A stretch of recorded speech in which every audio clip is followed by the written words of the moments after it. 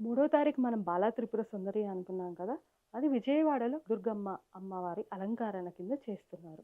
దాని గురించి కొంచెం తెలుసుకుందాం మనం. అమ్మవారు బాలా త్రిపుర సుందరిగా మనకు మొదటి అవతారం కింద కనిపిస్తున్నారు.